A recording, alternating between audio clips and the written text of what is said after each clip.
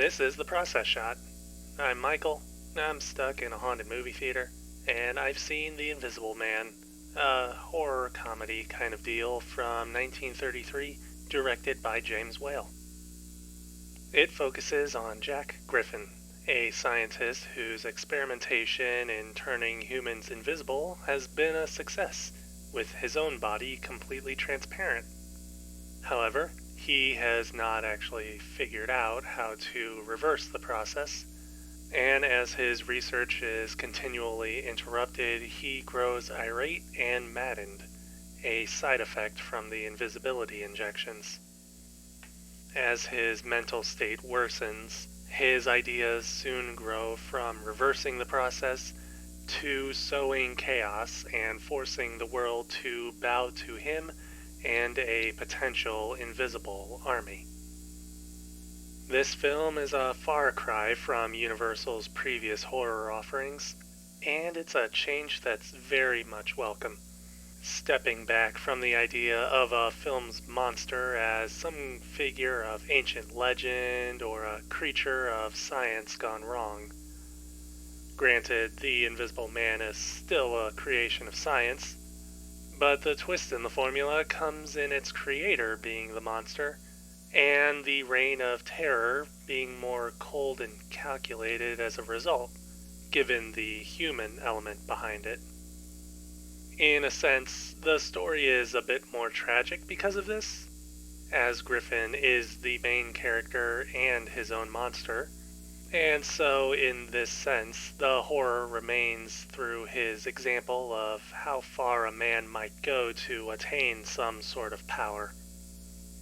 The comedic aspect of the film does come to tone this element back, keeping things down to earth while tampering back the seriousness of its events, most of all the number of deaths which occur at Griffin's hands.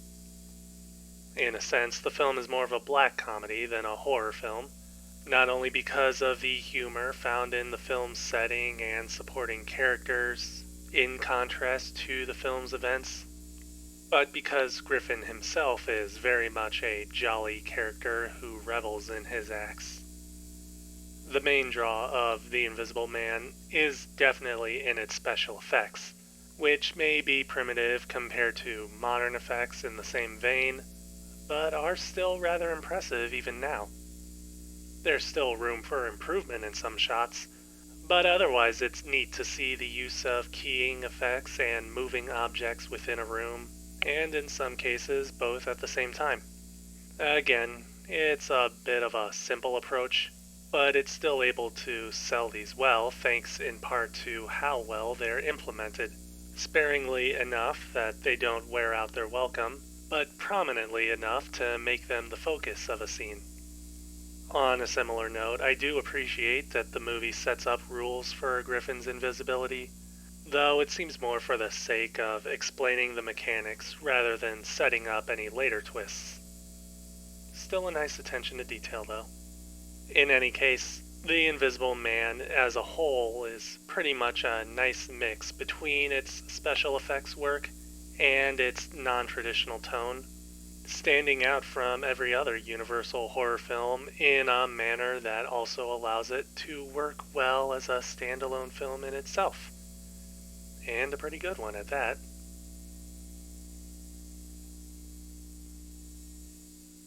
The Invisible Man, James Whale, 1933. 4 stars.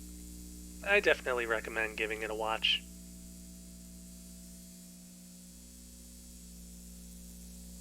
That's it for this review. If you liked it, leave a like. If you have something to add, leave a comment. As always, subscribe to the channel for more reviews. Yeah, this one definitely makes up for The Mummy. I will say that the contemporary settings for both movies are a nice touch.